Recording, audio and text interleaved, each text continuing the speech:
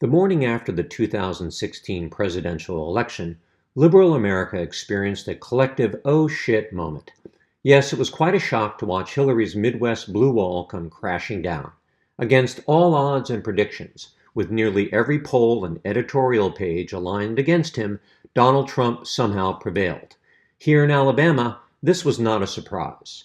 If you traveled our state during the election season, it would appear that he had no opponent, so of course he won. This is Trump country, a state that he carried with over 65% of the vote. On election day, I went to the polls and sat in a cubicle to fill in my paper ballot and made my marks in the little boxes. Yes to Hillary, yes to the sacrificial Democratic U.S. Senate candidate running against a 30-year Republican incumbent. But that was it. The remaining ballot choices, the entire down ballot, every candidate for every statewide county and district office, U.S. Representative, 3 state Supreme Court Associate Justices, District Court Judge, a Circuit Court Judge, a local district attorney, a State Board of Education seat, and the Public Service Commission President was a Republican candidate running unopposed. The Democratic Party in Alabama is virtually non-existent, confirmed right there in black and white on my paper ballot. So much for a representative democracy. But how did this happen? Where was the Democratic Party in Alabama?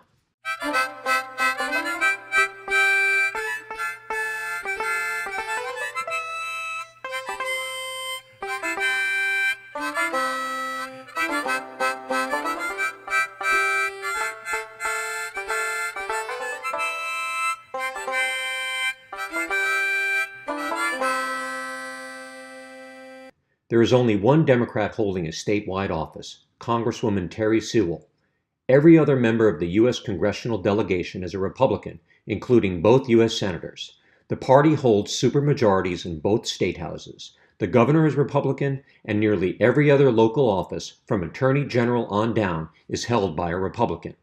Alabama became a state in 1819 and elected its first governor, William Wyatt Bibb, a Democrat. With the exception of John Gale, a Whig-Democrat hybrid, the next 18 governors were all Democrats. And in presidential elections, Alabama backed the Democrat. The state threw its support behind Andrew Jackson in 1824, when he lost, and again in 1828, when he won. Alabama continued to back the Democratic candidate for president for the next 136 years. Alabama has always been a one-party state, with a penchant for siding with populist candidates that don't quite fit neatly into the definition of a Republican or a Democrat. In this regard, some Alabamians can be anarchists at the polls. Think Barry Goldwater, George Wallace, and Roy Moore. The candidate who pushes hard against the established norms while still embracing what have become identified as Southern values, well, that's their guy. But race has always animated politics in Alabama. Issues of race and equality remain loud background noise in our state. And to understand why race still matters, especially in Alabama and all of the former Confederate states, we need to start right here at the port of Mobile. In 1721, the French brought the first slaves to these very shores. The planting of Alabama's first truly global commodity crop, cotton, was soon underway, but labor was in woefully short supply. This new economic engine had to be built entirely on the backs of an enslaved people. Within decades of the arrival of the first slave in Alabama, Eli Whitney invented his cotton gin, which radically altered the economy of not only the South, but the entire world. More varieties of cotton could now be grown in more places on a previously unimaginable scale. The demand for labor was now insatiable, and so the industrial-scale enslavement of Africans and the racially charged stratified society that would soon follow was now unstoppable, and it was all because of cotton. So what does cotton have to do with one-party rule in Alabama? Well, everything. To understand the complex relationship between cotton, politics, and race in Alabama, I first met with Dr. Wayne Flint, Professor Emeritus at Auburn University. Dr. Flint taught at Samford University for 12 years, then at Auburn for 28 years. An expert on Southern culture and Alabama politics, Dr. Flint is an award-winning author of 14 books. Today he is editor-in-chief of the online Encyclopedia of Alabama. And it's fairly important to realize that unlike 2017, when Alabama is basically in the backwaters of American history, there was a period of half a century when we were in the forefront of American history, not only because of what was called Alabama fever, the sweeping mass of population coming into this state, but also because a fourth to a fifth of all the industrial workers in the United Kingdom earned their income from the textile industry in one way or another. And Alabama in the South was providing textiles for 70% of English textile manufacturing, 90% of French manufacturing, nearly 90% of Russian textile manufacturing. And so cotton was king, just like the South proclaimed, just like historians have written, cotton was king. On the eve of the Civil War in 1860, 50% of all the U.S. exports to the rest of the world consisted of one product, cotton. And 23% of that cotton in 1860 was produced in Alabama. But from the very beginning, this was a Democratic state, heavily influenced by Andrew Jackson. Because Andrew Jackson had won the Battle of Horseshoe Bend, the Treaty of Fort Jackson, just after the 1812 Battle of Horseshoe Bend, forever fixed the symbolism of Andrew Jackson as a towering figure larger than life. And so Andrew Jackson was a sacred name in Alabama history. Therefore, when he became president of the United States, it's not surprising that Alabama overwhelmingly supported Jackson, nor is it surprising that in the rise of homespun mass democracy, Andrew Jackson kind of Democratic Party, he was an iconic figure in the state. By 1832, Alabama enjoyed extraordinary prosperity, and the Democrats were firmly in power. The power brokers of the era, the Black Belt planters, together with Northern industrialists, used their legislative influence to uphold the status quo. The stratified society that the planters and industrialists created to protect the social and economic order required not only the enslavement of African Americans, but keeping the yeoman farmer content and the poor white laborer placated. The Civil War came, and that agrarian society led by the planter class elite and those northern industrialists was upended, and much of Alabama's economy lay in ruins. After the Civil War, Southern legislatures took advantage of lenient oversight by President Andrew Johnson, who was a firm believer in states' rights, and passed laws to limit the free movement and employment opportunities of former slaves. The response was radical Reconstruction from 1867 to 1877, which ushered in a brief period of franchisement for African Americans, all of whom voted Republican, the party of Lincoln. This period also unleashed a terrorism campaign led by white supremacist groups, particularly the Ku Klux Klan, targeting African Americans and their Republican supporters. The painful legacy of Reconstruction continues to influence Alabamians in profound ways. Bill Roberts held office as an Alabama state representative from 1970 to 1974, then state senator from 1974 to 1978. His perspective on this era illuminates the challenges we face bridging our racial divide. And so between 1865 and 1877, I think it was Rutherford B. Hayes that pulled federal troops out of the South in 1877. The Northerners got tired of it, and I got tired of paying for the occupation. But it was devastating to the South. They already had the shame of losing the war, and on top of that, they had this retribution. And you can see where a lot of resentment was created because of their policy. A lot of the Jim Crow laws, in my opinion, which were wrong, and the establishment of the Ku Klux Klan, I think that came out of, a lot of that came out of the resentment of white Southerners in Alabama and the other 11 states, other 10 states of the Confederacy. They'd lost the war, they were crushed, and on top of that, they were the victims of the revenge and the vengeance that was exacted by the radical Republicans. After Reconstruction, I think Reconstruction not only was hard on white Southerners, I think it was hard on black Southerners, the slaves that had been freed. All that was done by the radical Republicans is they got them out of their involuntary servitude, something through no fault of their own. They found themselves in a gross conflict between that and the concept of all men are created equal. So I think the black citizens of the South, they got their freedom, but they went into another form of bondage in that the radical Republicans did nothing to help them in regards to education, health care, as it was in the 1860s, or anything else. So they just pulled out and left these newly liberated black Southerners, just left them out in the cold.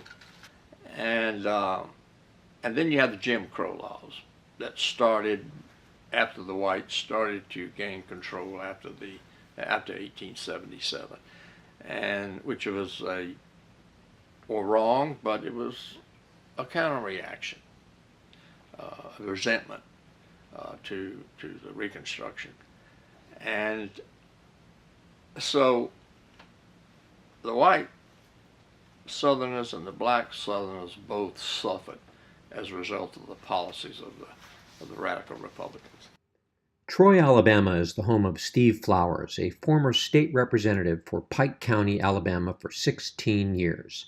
Mr. Flowers is a regular contributor to Alabama Public Radio, and his weekly column on Alabama politics appears in over 60 newspapers with a circulation topping 450,000. Alabama was a one-party state from Reconstruction until 1964. That was a pivotal year when Alabama changed parties based on the presidential race. That means they changed parties presidentially, senatorially, for federal races. They made the distinction that we are Republicans for national politics. They finally, almost like the parable, the emperor has no clothes. They woke up and said, we're really Republicans. This race thing has made us Republicans, which brings me to that point.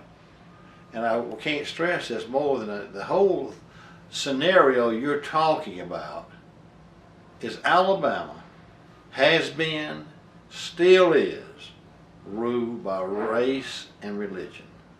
Other parts of the country vote on economic issues. You'll find people who are Democrats, of white, African American, whatever, they vote on economic issues. Alabama is divided, and other deep South states are too, based on race and religion. 48 they broke on the Dixiecrat issue, race. 64 they changed parties, race. 2010 they changed parties, race. Guess who the president was? Barack Obama. Guess what angered people? You had people in rural Alabama that would not even acknowledge that Barack Obama, an African American with the name Barack Obama, was president of the United States. They thought, just like they thought years ago nobody really landed on the moon, they thought that's just a fable, that we really don't have a black president in this country. But they said that just tells us that everybody who has a D by their name is a liberal national Democrat. So you had a combination of old-timey legislators who continued to run on their last leg in their late 70s. They continued to run as Democrats. But by 2010 it was the perfect storm. And it wasn't necessarily Mike Hubbard's adroitness. It really was simply Barack Obama. Alabamians decided they were Republican for president and U.S. senator and congressman in '64. They decided they were Republican for governor in 1986 during the backseat Braddock debacle. Everything changed in 2010. But it changed for one simple reason: race. The Republican Party has gotten more like the South, and it obviously transcends into blue-collar areas of Michigan and Pennsylvania. In Birmingham, I met with Bill Baxley, a Democrat and former Alabama Lieutenant Governor and Attorney General. As Attorney General, Mr. Baxley successfully prosecuted KKK member Robert Chambliss for the 1963 16th Street Baptist Church bombing that killed 4 little girls. Okay, after 1960, of course, the next presidential election was 64.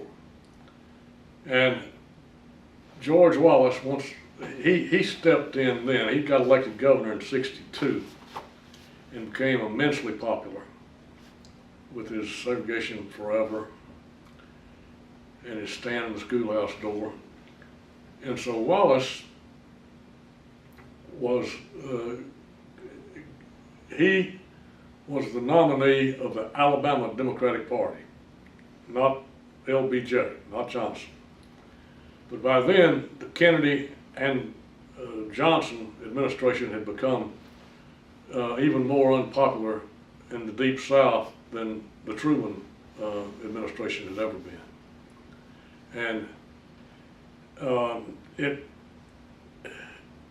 became a really bitter fight over the civil rights laws that LBJ was proposing. You had the demonstrations all over, Dr. King leading the demonstrations all over the South. And lo and behold, the Republicans still had never been anywhere close to a majority. But in '64, they nominated Barry Goldwater.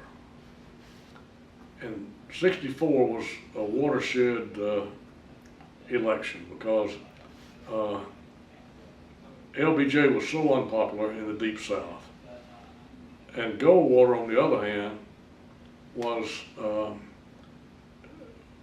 vocally against the Civil Rights Bill. One of a handful of senators, Republican senators, that voted against it. Most all of the votes against the Civil Rights and the Voting Rights Bill were Southern Democrats.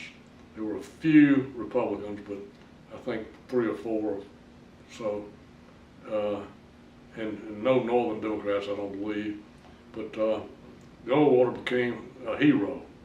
And so Goldwater, for the first time for a Republican ever, carried the Deep South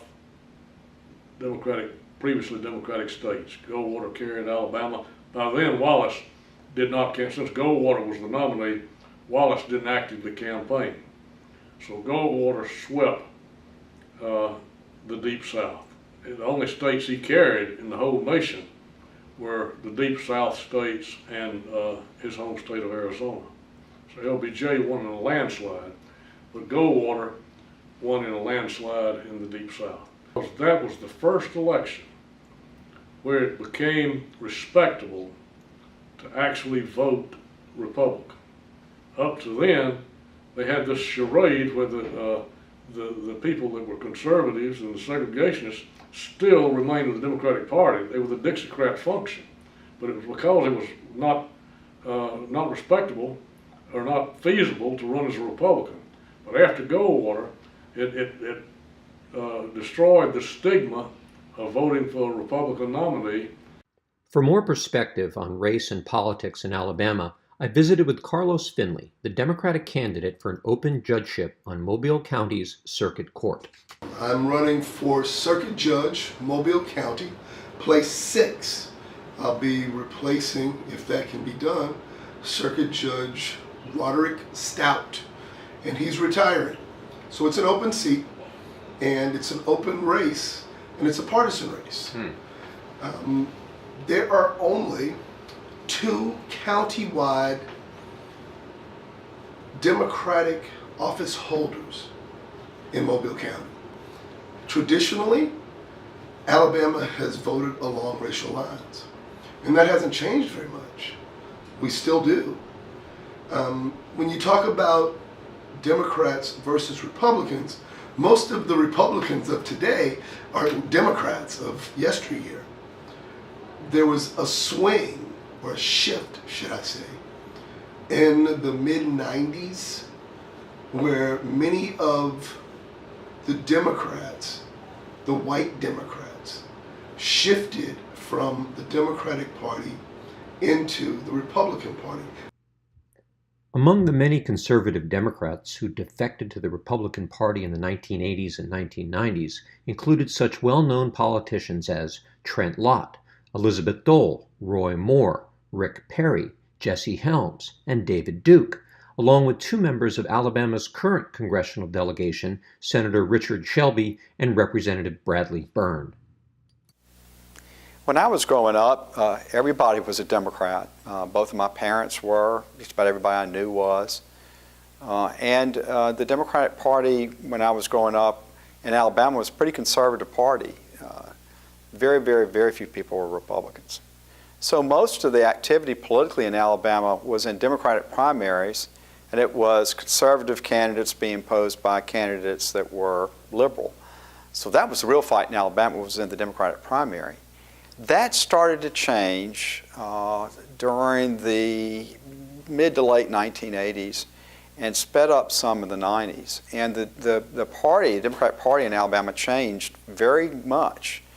It became a party that was dominated by the liberal wing of the party, and people like me really weren't welcome in the Democratic Party. In fact, the vice chairman of the state Democratic Party told me after I'd been serving on the state school board for a very short period of time that he was going to make sure that I was defeated in my primary the next time. So when an official of the state Democratic Party says that he's going to defeat a Democratic public official, that's a pretty good sign that you're out of step with your party. And I was. It was a wake-up call to me that I was totally out of step with the Democratic Party, or I should say the Democratic Party was out of step with me. But being a Republican or being a Democrat is really not the most important thing. The important thing is that you have the right principles and that you stay true to what your principles are. And so I haven't changed my principles. I've stuck with a party or gone to a party that I think is truer to my principles than my old party, the Democratic Party, is. On the other end of the loyalty spectrum sits Mobile's Ann Bedsole. Miss Bedsole joined the Republican Party as a delegate to the 1964 Republican National Convention. In 1979, she became the first Republican woman elected to the Alabama State House, serving first as a representative, then later as a state senator, and remained in office until retiring in 1995. We were all Democrats here in this state, everybody, but maybe 1% of the people were Republicans. And things were not going well in Alabama. They're not now, but they were a lot worse then. We started the party because the Democrat Party was actually very bent on their agenda, which was very old South, as they thought of it, racist. And George Wallace was governor, and it was the least of all. It was embarrassing. The worst was, it was just so wrong that a group of people decided, this is wrong, we cannot go on with this, we have to have a really good alternative. So they sort of started the Republican Party. I was amazed to find Democrat office holders who absolutely agreed with what we were trying to do, the principles of our party. So I finally, had worked behind the scenes, tried to get people elected. Didn't have very much luck getting people elected against long-standing, well-known Democrats. Yeah. And so finally, Sonny Callahan said that he wasn't going to run again. He was going to run for the Senate. He was in the House, and he was going to run for the Senate. And so lots of my friends actually did ask me to consider running, and I did. And it was a very revealing election. I found out a lot of things about a lot of people. So when I ran, they ran somebody against me. The party did. And so we had a real primary. And I'm happy to say that I beat him 12-1. Alabama may emerge from being what I told you based on race and religion. Younger voters, younger people are not as race conscious and they're not as party conscious.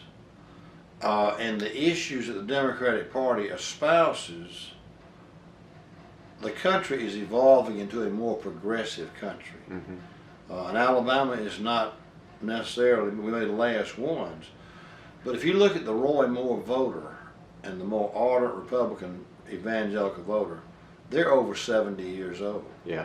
So I would contend, I've told people this, I think Roy Moore's, if he's elected as senator for the remaining 3 years of this term, Sure. but I don't think he can get reelected until 2020. And younger white people are more progressive than older white people. They're more progressive on issues like Doug Jones is espousing, like Ann Bedsoe saying. They're not against gay marriage. They're like the National Party. They don't care if gay people want to get married. They don't necessarily want to kick people out of the country because they were born as to illegal immigrants. They don't necessarily, you know, even the gun thing may eventually change. That'll be the last thing that changes. Sure. And you know, the basic tenets. People don't attend church as much as they used to. Sure. Aren't as religious. People who attend church are older voters, older people. So we may join the mainstream of America. That means it would revert back to the South may join the rest of the country and become actually a two-party state, which is never done. You have had a very long career in politics, and so if you were going to counsel, you know, an up-and-coming politician who wanted to run for office, what advice would you give that person? Well, first of all, I'd say if you want to win, you need to run as a Republican.